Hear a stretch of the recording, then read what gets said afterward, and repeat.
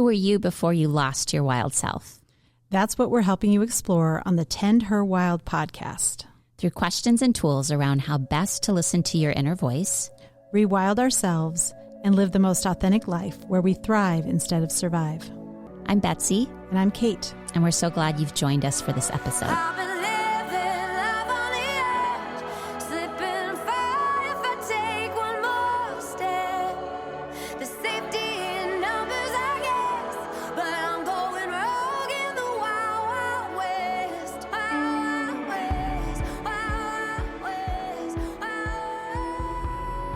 Hello, Tend Her Wild podcast listeners. Today's episode is with a guest who is returning to us after we figured up about 2.5 years. Yes. And episode 29. Yeah, episode 29. And her name is Sasha Boros, which is a new name. A new last name. Is her but an old. original. Yeah. Returning to myself, my maiden name. Yes. I'm happy to be back.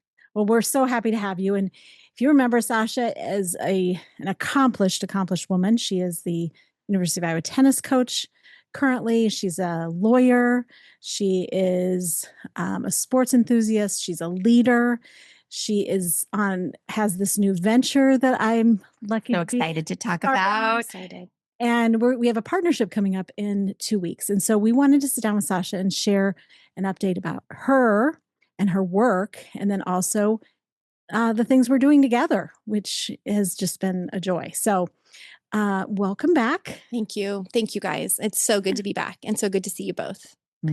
So let's start with the last 2.5 years. I mean, there's been a lot for you that has ended, begun, changed, morphed. Yes. What do you want to? Yes. And can we say that on episode 29, you were just coming out, like you had just decided you were going through a divorce, and you kind of in many ways announced it or talked about it for the first time. Yes. And so that was a big moment for me. It was a big moment. Yeah. And it was a big opportunity to speak your truth, because I still think that there's a lot of shame that comes when a marriage ends, and it's really hard to speak about it, and you feel failure. And I think coming in to be with you guys, you're so encouraging, and just to be able to, I mean, this is a place of speaking your truth and of being with supportive women. So that was just like a perfect place. And you both have been so supportive to me through that process. And I think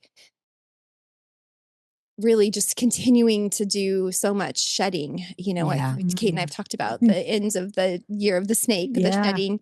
Because even when you make that decision and you know that a marriage has ended for your family, there's so much work to be done. So I really didn't finalize a divorce until December of 2024. So, 25 was really my first year with that behind me, and starting to kind of like see a new vision for your life, and a new relationship with your ex-husband and your children and your jobs, and changed my name to my maiden name. And, all of those things, it's such a process and so much letting go, one thing after another. And then I think from there, a reemergence of a new opportunity to see a new future and a new vision. Yeah. Well, I have to say you helped me. Oh. Because I heard your story and I sensed my story was going in the same direction, and I knew it was coming. And it helps so much, again, when we women tell our stories. Yeah. It gives other people like, oh, I relate to that. I sense that in myself. Oh, she's doing it. Oh, if she's doing it, I can do it. Yeah, it's like, I think that this is why this podcast has been so powerful for us, is that like when women tell their stories, it helps other people. Yeah. And you did help me. And you've helped me so many times, Betsy. Yeah. And I saw you in the Ped Mall at one point. I'm like, I'm doing the same thing. How does this work? And you gave me some really pertinent advice. And so, so thank you. Yeah. Well, I appreciate that. And thank you guys. I mean, Kate was there always for me and advising and giving me the encouragement. And I think just really being a place of acceptance and support as you go through this journey that can feel very scary and lonely and full of all of these landmines and potholes that you feel like you can just crumble into. But there is something about the power of of supportive women and girlfriends. I don't even know where I would be without my friendships. Amen. Yes. Amen. Okay, so So tell us good. about this Water Bearer Collective, because you and Kate have a story about the birth of this that I'd love to hear more about. I know. I was just going to say, I think this process for you also in the last 3 years has just opened you up creatively in a way that has been so beautiful to watch. Yeah, and oftentimes I think when we've talked about this, there was so much stirring from 2020. And even I think on episode 29, we talked about how the quiet of the pandemic and, I love going on walks with my dogs, and Kate would often tell me, I think those are like your times of almost like meditation. Like when you're walking, Sasha, you're thinking and you're processing. And so it was during that time that Kate and I met just a few blocks away on a bench in the Ped Mall. Yeah. And, I think the world's, the personal life, just the collective in general, were all the things that I was feeling, the state of collegiate athletics at that time. And I just had this like dream. And I said to Kate, like, wouldn't it be amazing if I feel like we need like inner work to be able to make the outer change in the world that is necessary and that we're missing right now. And we just kind of sat on that bench and dreamed up a place that didn't quite exist, where you could fill yourself with friendships and empowerment. And really what I was thinking about is how incredible all these women that I know in my life are, and how I just wanted to be around them more and be with their gifts, and then expose all my other friends to their gifts. And then I think we could start to be empowered to be able to be a change that I think was missing, whether it be in leadership or in our community. But I felt like we needed to be so healthy to be able to be the change that the world needed then. So it was kind of hard to articulate what it was. I think at that time, I was calling it radiance. Yeah. I still have it at home. I made paper, a little white paper. a white paper of inner radiance for outer radiance the world needs. And so every time so that was 2020. And every time I would see Kate, 2020. She would kind of nudge me about it. But also because you're going through such personal change, there's only so much energy. There is. Yeah. And you needed those years to complete that process. That was your own healing that you were doing. Yes. I oftentimes felt the word that I would say a lot was I felt like I just wanted to cocoon. Yeah. Like really, like just candle, journal, fireplace, blanket, my dogs and my girls.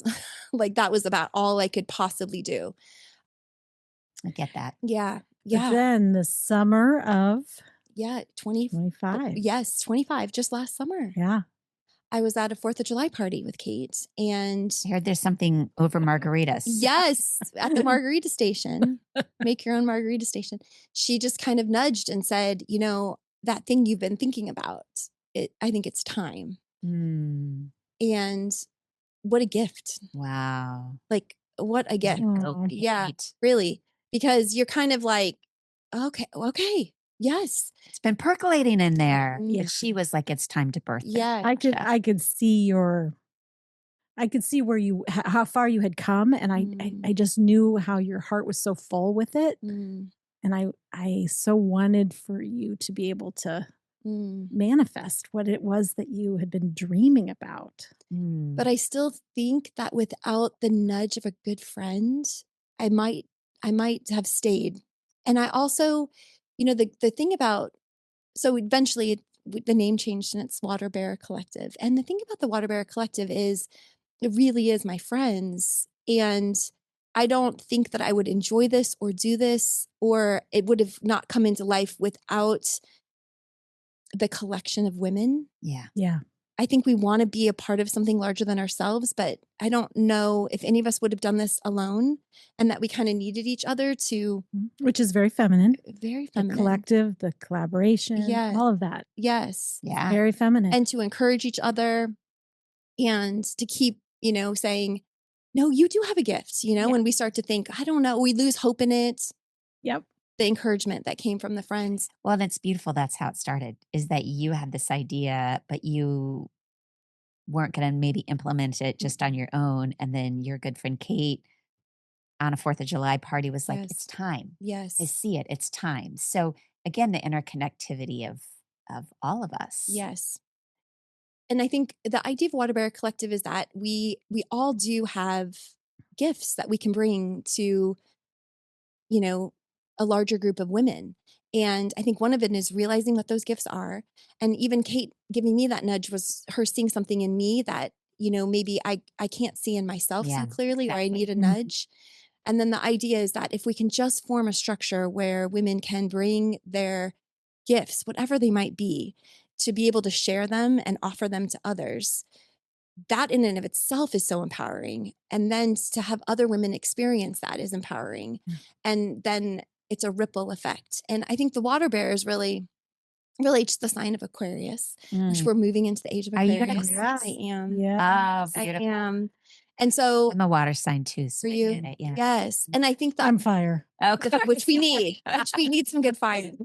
But the idea that, you know, it's very feminine, but also the water bear, you know, you have to be nourished and, you know, use that to fill yourself up. But really it's also in the benefit of the community. And so it's then nourishing yourself to then nourish the community. And I think that was the idea of the collective. And I think, you know, in the years that have gone by, I've moved away from turning the television on, watching the news. You know, my nervous system gets so spiked by what's going on in the world. It isn't a very empowering feeling. I think it produces anxiety and fear and a concern about what's happening in the world. And then ultimately what the Water Bear Collective is just return to ourselves, return to community, find our gifts, and let's just be the change that we need to each other. And then every event that we do partners with a need in our community. So then we can then go back and make a difference in the community. And it's been so positive. Yeah. Yeah. Yeah. And we did a first event in January. You want to share a little bit about that, because maybe share even the names of kind of the women that you brought in and their talents and their gifts. Yeah. We came together. I will say that it's been, you know, something that every one of the women that we've talked to about this has believed in. So really, my best friend from college, Tasha Mulligan, is an incredible physical therapist, and she specializes in pelvic floor health. Beautiful. And so he was like, we need more women to have good pelvic floors, right? Which is power.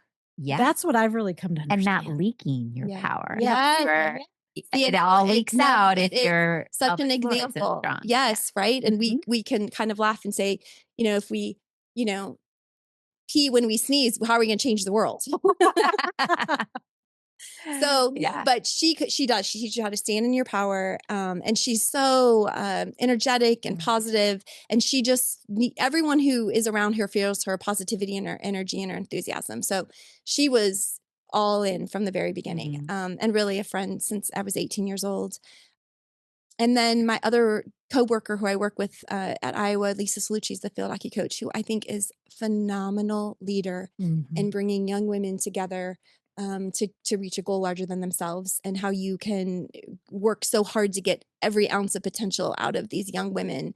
And she's a 3-time Big Ten Coach of the Year, just an incredible leader, incredible communicator. She's so organized. But it's been fun because sometimes she'll think, I don't know if I'm good at anything other than field hockey. And it's like, no, it's transferable. And watching, that's part of this too. When women get together, you kind of help each other bloom more and see how the amazing gifts that expand.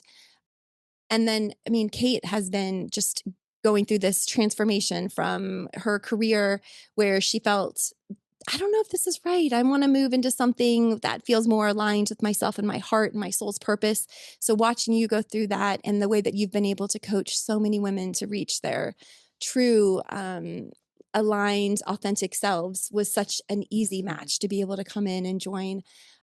And then during this process of kind of like the last couple of years, I really thought, okay, I need to get strong.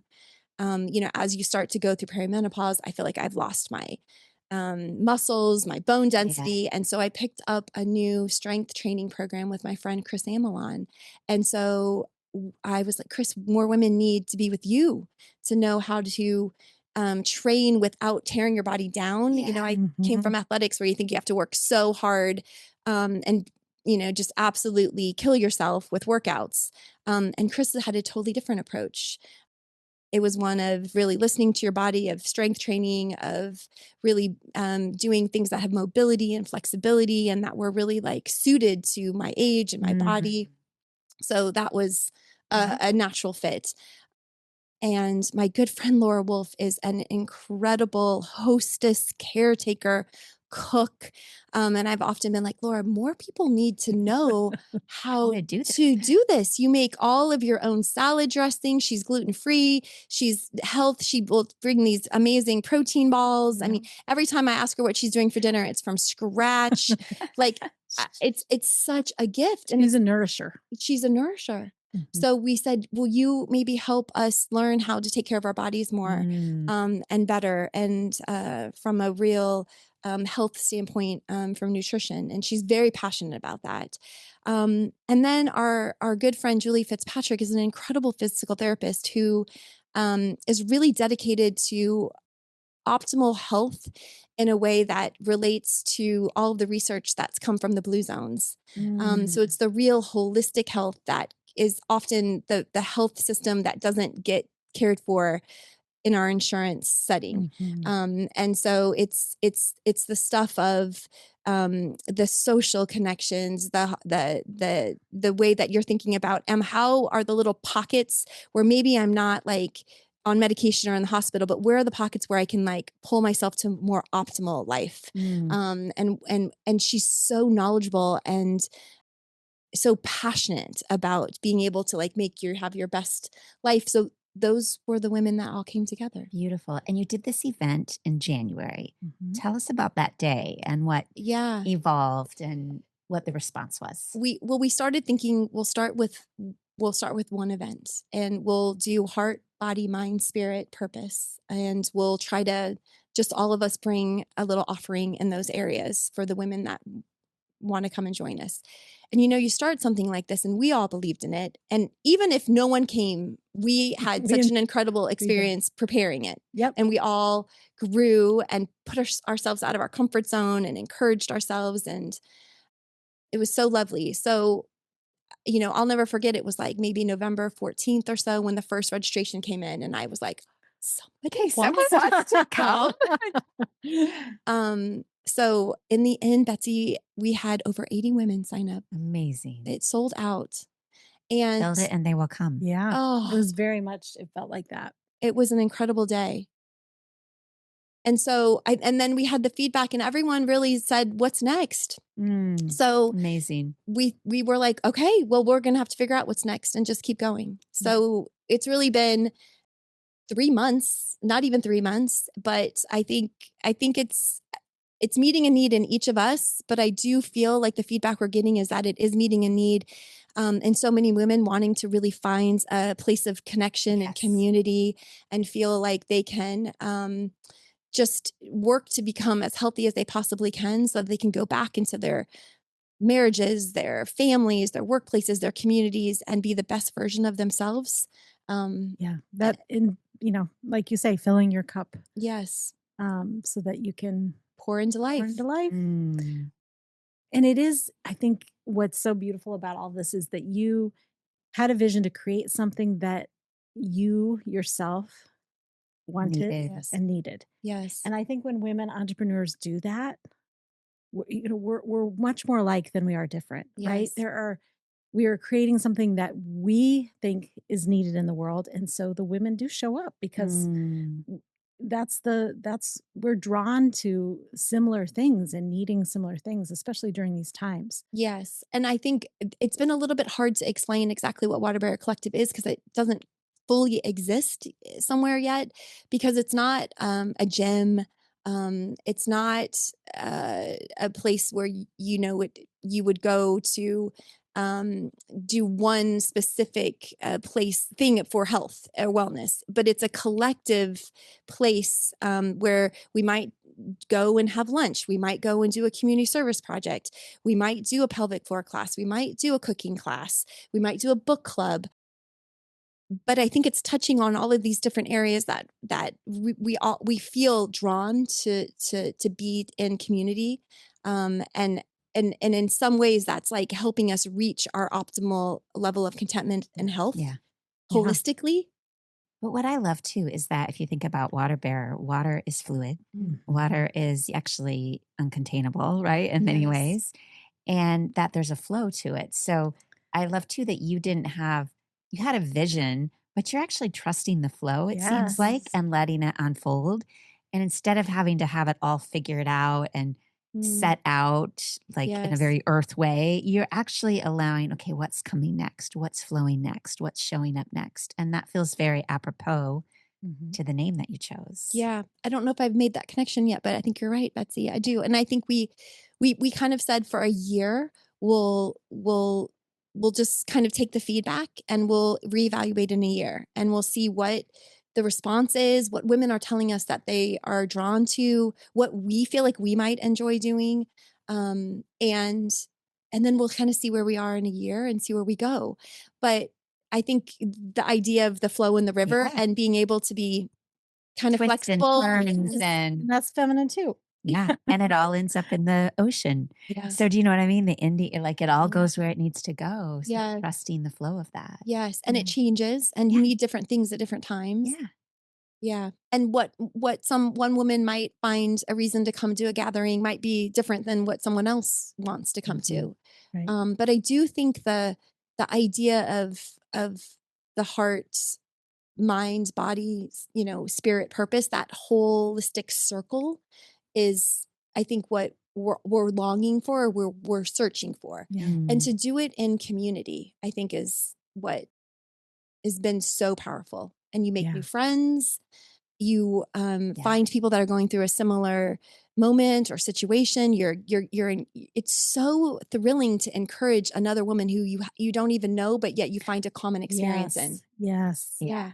And Sasha and I did a program in February, The Art of Fully Being You, based on, you can talk a little bit about it, but we brought women together who did not know each other Yes. to do some pretty deep conversations about our patterns and things that hold us back. And it was really something to see these relationships develop and women kind of stepping in and helping one another and saying, "Oh, I know who you should meet," and Yes. and the community. And at the last session, they're like, "We don't want it to end." Yeah. So, and we didn't either. Yeah. So yeah. And I think that's an example of, we both loved that book, On Our Best Behavior by Elise Lowen. And we didn't, you don't know if anyone else will even be interested in, but it resonated with us. And it aligns with what you guys talk about every week, Yeah. which is just like, returning to your whole self. Yeah.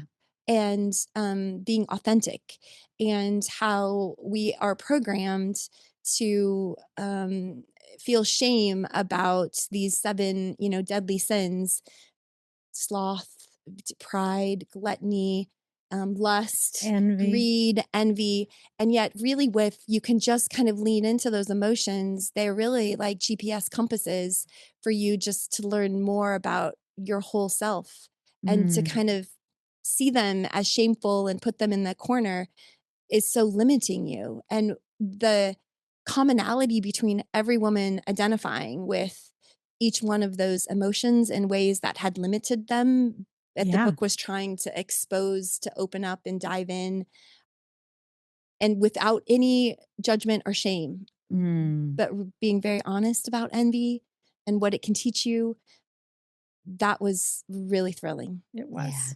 And again, it was something you guys needed. You were drawn to the book. You're Yes. like, I think that's also a sign for women. It's like flow what you're interested in. What do you need? What are you curious about? And if you go there, a bunch of other people are going to show up and meet you there. Yes. Yeah. Yes. That's what we're finding. Yeah. Well, as we kind of wrap up, let's talk about what's next, because there's something we're connected to, and then also a new program that starts next week. Yeah, we're so excited about you guys and this partnership. So, April 1st, we're going to be doing a luncheon at the James Theater, and you are going to host a live podcast recording. Yes. Yeah. We're calling Season Wisdom. So it's in partnership with Waterbury Collective. And I really think this is an idea that the wisdom that comes from the lives of women who have had so many incredible experiences throughout their life, that we need to lean into and acknowledge more and recognize and celebrate. So we have 4 women that are joining us in their 80s and 90s, and they're going to spend time with the 2 of you, talking about their wisdom throughout their life that they can share with all of us. And I think what a wonderful way to celebrate them, and what a way to really feel that we're elevating older women in our community, who unfortunately carry all this wisdom, but sometimes can be unseen and unheard. Yeah. Yes. And I feel like these times that we're going through right now, I'm just finding more than ever, I'm wanting to go towards older, wise folks. Like, yes, how do we navigate? What do you have to share? I just think now is the time more than ever to look to the wise elders. Yes. absolutely. Yes, we have Lark Birdsong, who was the first Iowa women's basketball coach in the 70s. Yes. Peg Burke. Yes. You've interviewed her before. She's incredible. 93. And she was the former president of AIAW, Intercollegiate Association for Women Athletics, who, for where we are today, Peg Burke laid the foundation for equality in sports, and really for so many opportunities that have come for women through Title IX, and expanding that to make sure that we have equal opportunities in education. Yeah. And Connie Benton Wolf, an incredible social entrepreneur who really was in the forefront of so much of the feminist effort in the 1970s. I mean, what a source of great. I cannot And wait. we have knowledge and Martha information. Aiken, who's this lovely social worker and just a beautiful, wise, vibrant spirit. It's been coming to yoga for, I don't know, since we started 17 years ago. She's a bright light. A bright woman. So, and just to be able to listen to Marsha talk about, her perspectives and what she's learned, and what a gift. So I'm so excited about so if you want to join us, go to waterbearcollective.com. You can find gatherings page where you can register. There are some tickets left, but it will fill up. So, and then there's also a program on health that starts next week too. Yes. 4 of the other women that are in the Water Bear Collective are leading. This would be an emphasis on the body series. So it is going to be pelvic floor health, nutrition, mobility, movement, strength training, and cooking. Fun. Where's that going to be? That is actually at Laura Wolf's house and her gym. Great. I know. So we're really in a beautiful kitchen, just really getting to work on recipes and work together. An hour there, and then an hour that they'll do in the gym. Amazing. I know. It really, and you just leave these events and have just a new elevated spirit. Yeah. You really kind of feel like you got a pep in your step. So people can find all this information at thewaterbearcollective.com. Yes. And we also, are trying to have a good social media presence. This is, I guess, what you have to do these days. But one of Chris Amelon, who's just been phenomenal, has really grown. All of us have had to go into these areas that we don't know as much about. So this was marketing and using social media, but she's been phenomenal. It was really excellent. It's storytelling, and you could be a little shy about putting yourself on camera, but you just got to get over that too. And it's been a great way. We have heard from women from the East and West Coasts that love following the content here of, in Iowa City, Iowa. Yeah. That's so cool. It's fun. It is. Well, you are just lit up, and I can feel that coming from you, and you're getting ready to go coach a major tennis tournament, tennis match with Oregon. Yes. In a few hours. And so you are holding a lot of things right now, but you feel very full to me. Thanks, Kate. Yes. And can I ask too, this transition for you, this major life shift, you really did go through a metamorphosis and like a rebirth. What would you say about that, especially the other women who are going through their own major rebirth? Yeah. Do you feel like you're out on the other side? You're fully birthed? No, I think still, but I do feel so much more stable I think, it's interesting looking back, even probably if I put myself when we first recorded, I probably was a little naive at that time as to what would really lay ahead, because you really do have to go into a lot of moments of self-reflection and grief and just healing, and I think you kind of gotta go to the deep down soul to really think about things. And I think honestly really about yourself. I think if you're really being honest about how you want to start to involve yourself in your relationships and in the next phases of your life and your parenting, I think that it does take a lot of time. And I think that was the cocooning time. Yeah. Took a lot. Like I just would fill up journals. I went to a wonderful therapist who helped me so much. And I think that was really, really important. And then you start to feel better. But still it's a whole new world. Yeah. And there's so many new things to build. You go through a point where you meet somebody and they don't know your story. And then you kind of have to think, how much am I going to tell them about my story, about my life? And, do I feel shame in saying that I'm divorced? And there's so many different phases.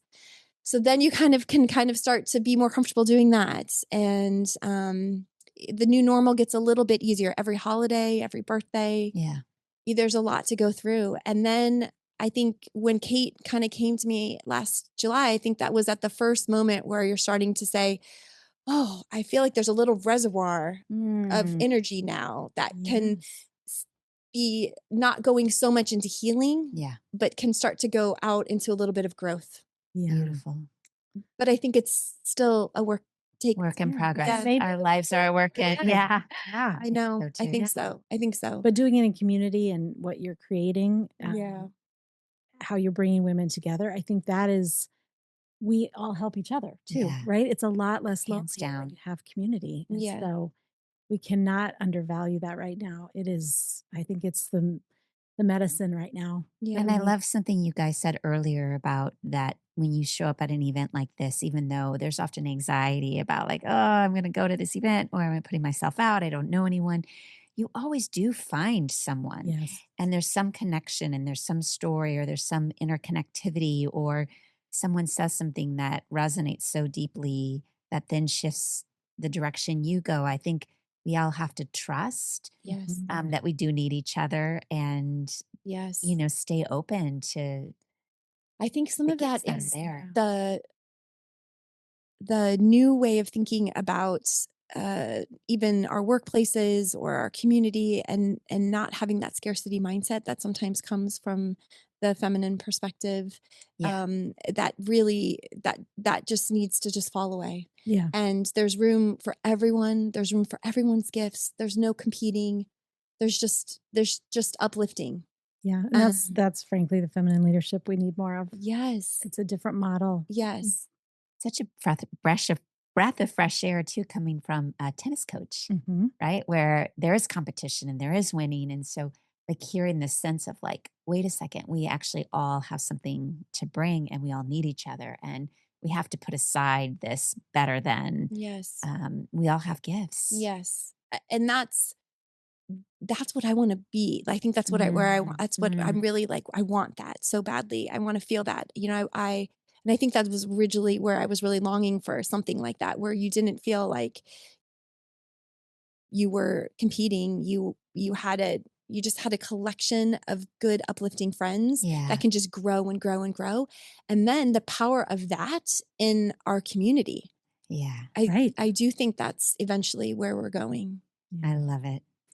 Well, thank you for coming back and sharing. Thanks for inviting me. I've loved it. So inspiring. Yeah, good to see you guys. Yeah. Okay. Keep going. And I'll be at your next event. Yes. Well, and please come to our co-event. Yes. April 1. We'd love to see listeners. People. There'll be a chance. There's a lunch. Yes. There's this live podcast with these 4 guests. Networking and then time. There's networking time, collecting stories, talking to people. So. We will leave inspired. I know it. Absolutely. I know it too. Yeah. Thanks, Sasha. Thank you, Sasha. Thanks for joining us today. If you like this podcast, please subscribe, rate, and review. Come back and rewild with us again next week.